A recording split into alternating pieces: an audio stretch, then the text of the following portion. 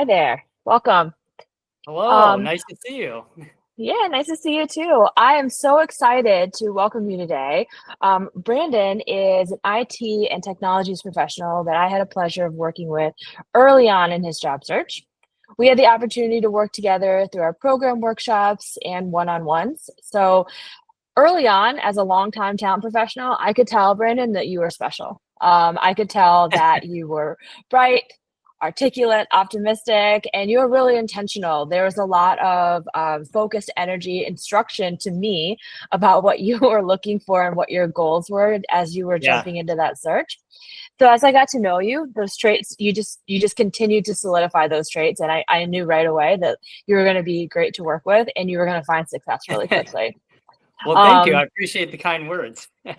yeah, so I'm really excited to talk to you today and welcome you onto our Success Stories podcast where we can highlight what I knew to be your inevitable success. So, Yeah. welcome. Yeah,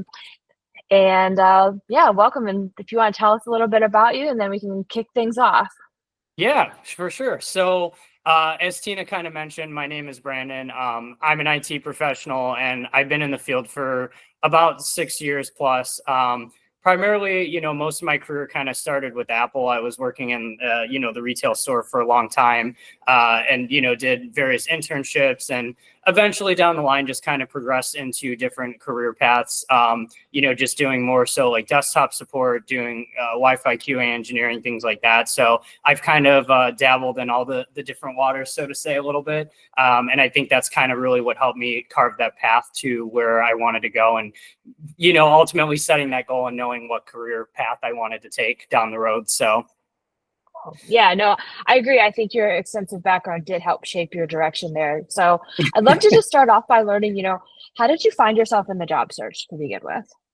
yeah, that's a great question. So, for me, unfortunately, I really liked my old job, but I was impacted by layoffs back in like November. So I think for me, that had been the first time that I was ever like out of a job like that or let go so spontaneously. And so I think for me, there was a lot of like different emotions that I was feeling. And so I kind of just didn't really know how to navigate the process, right? Like, for months, I was just kind of like, not necessarily blind applying, but like it was more just, reading descriptions, applying for things and just going through job after job after job. And it just felt like an endless amount of applications. And so after a couple months with little to no success, that's kind of when I realized like, hey, something's not working in this process.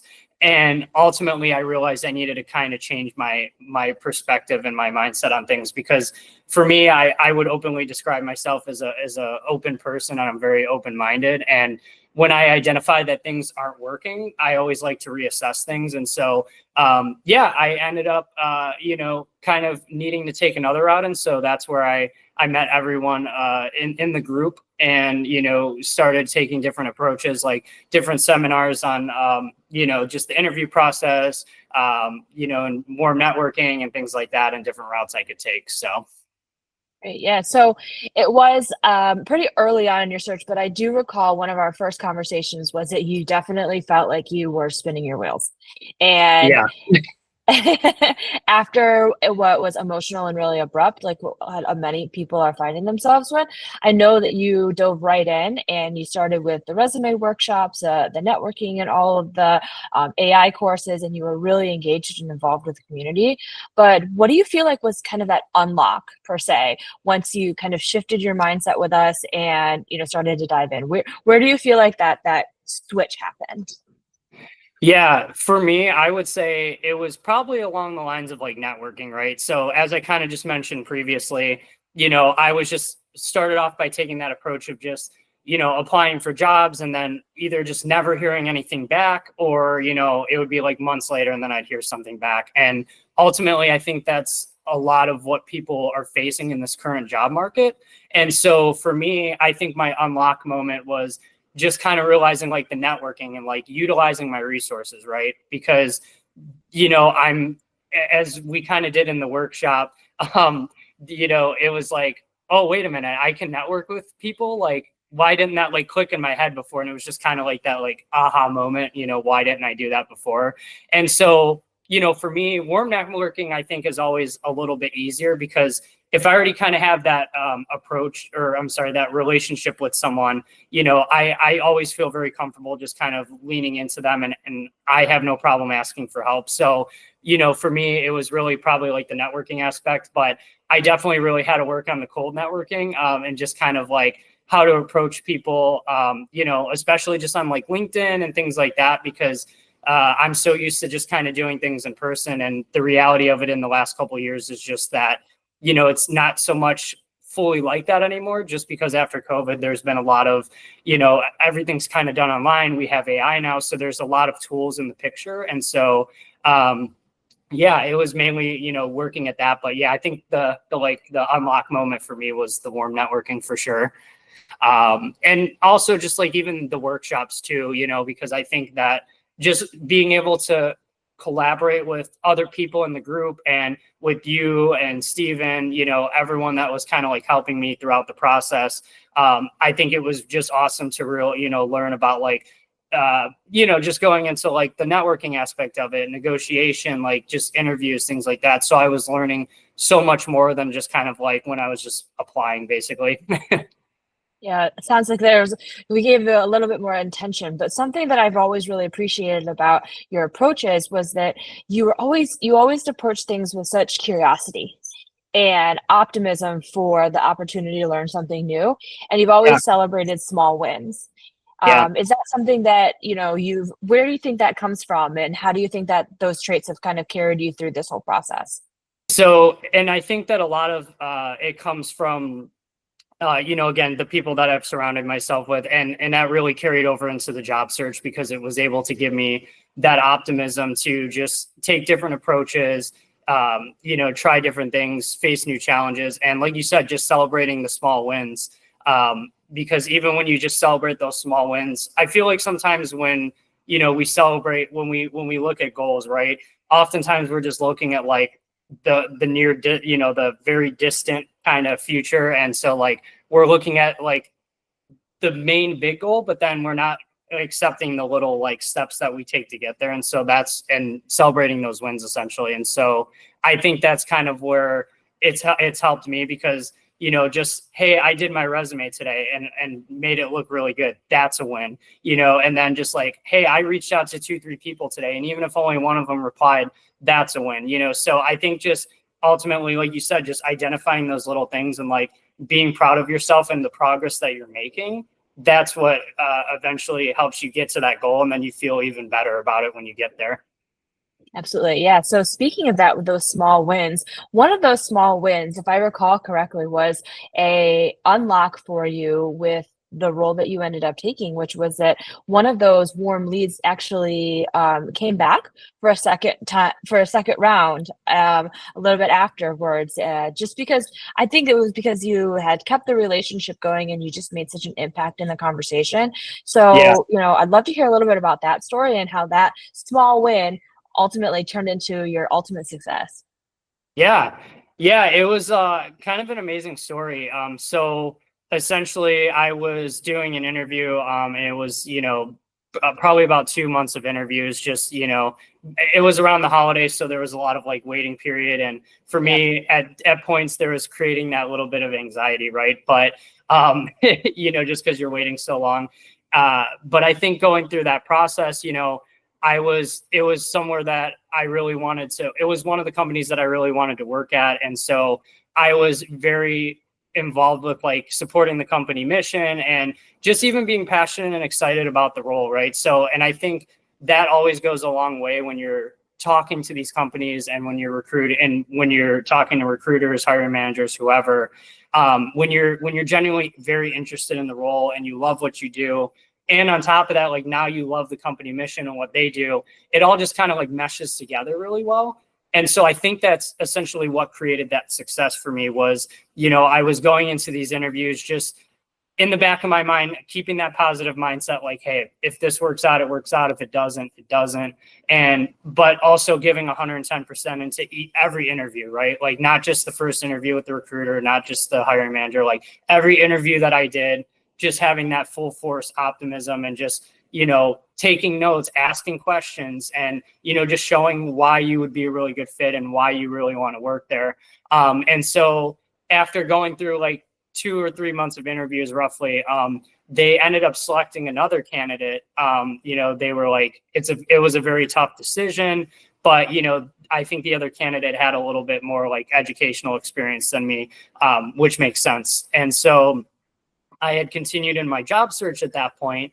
And then ultimately, like a month or so later, they came back and the recruiter was like, listen, we really, like how enthusiastic you were, and they knew for this role specifically, like they identified there was a little bit of a knowledge gap for sure, but they also ultimately understood me as a person. They saw that optimism and how passionate I was. And that came back to, hey, we also opened up this additional headcount, for the team, and we'd love to consider you for it. And so that made me super excited because, like I said, it showed that like all my hard work and optimism and just typing, writing notes, asking questions, being engaged, like all that stuff I mentioned, like it really played into, a contributing factor of them coming back to me and really wanting me for that role. So that was a super awesome experience in my job search. It was definitely a great win. Yeah, it sounds like a huge win.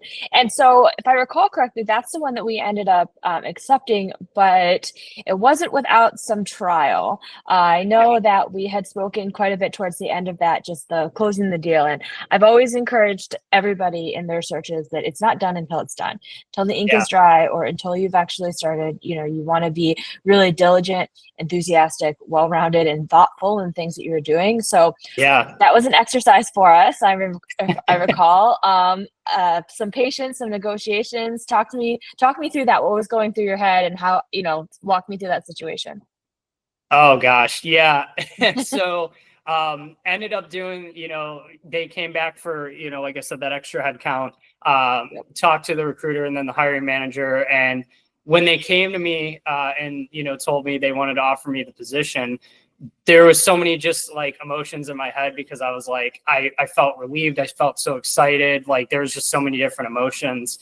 And so then I think sometimes I think it's just human nature. Sometimes you let your emotions sometimes take over. And I'm like, sometimes I have to realize, hey, I need to pull back out of this a little bit. But when they had told me that I got the job, they started going over, well, hey, this is what we're going to offer you in terms of like pay, relocation, et cetera.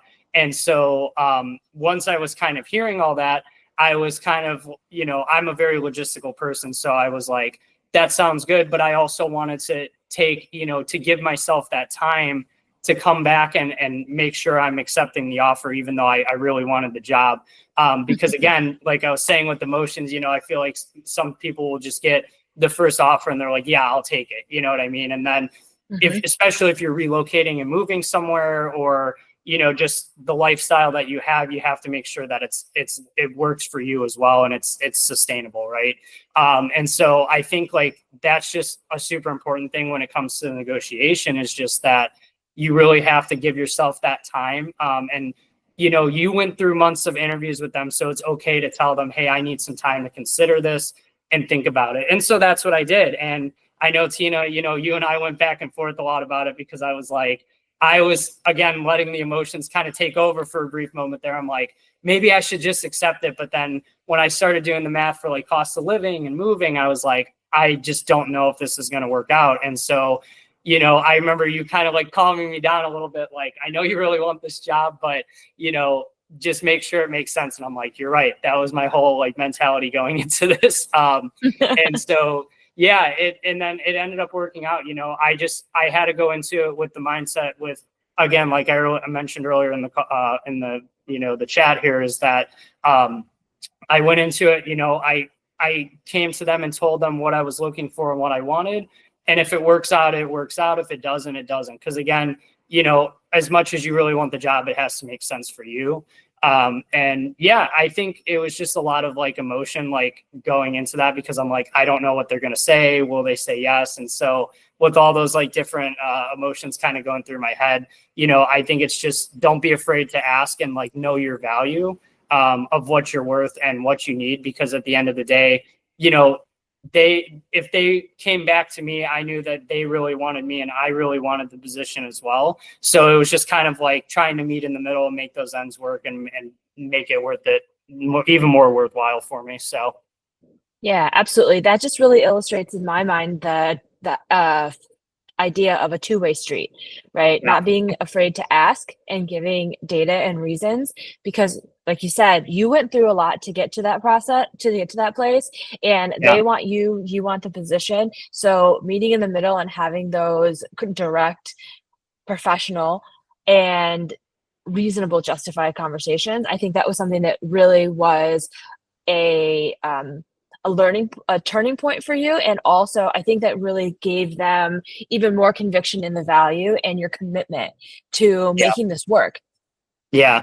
Yeah. And I think just showing, because like I said, it was a position that I really had wanted. And so, I think a lot of times when people, and even just in, when you already have a job, when you're talking about asking for a raise or just, different things within your role, like trying to do different things or asking about a new position, I feel like a lot of times if you just come to it with the approach of, well, hey, I want more money out of this, or I want a higher salary. Like you're not really presenting a logical reason as to why why essentially you need it, and then also in a sense kind of deserve it too, right? So Right. Absolutely. again, and that kind of all ties into the knowing your worth.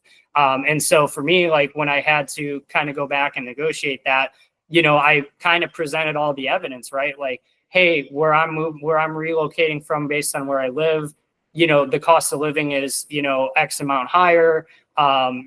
This, I have to take this into consideration with moving and things like that. So like just having all that, and like even just my experience too. And so like having all that evidence of like, hey, this is why I deserve this salary that I'm requesting, that really just helped a lot, because I feel like then, like you've told me in the past too, that essentially helps the recruiter, then kind of go and present their case to the hiring manager or whoever it is. And it makes that conversation a lot easier versus just, hey, Brandon came to me and asked for, X amount more, like, can we do it? Versus like, hey, he asked me for X amount more, but this is why, because of X, Y, and Z. So it just makes that negotiation approach a little bit easier as well. So Yeah, absolutely.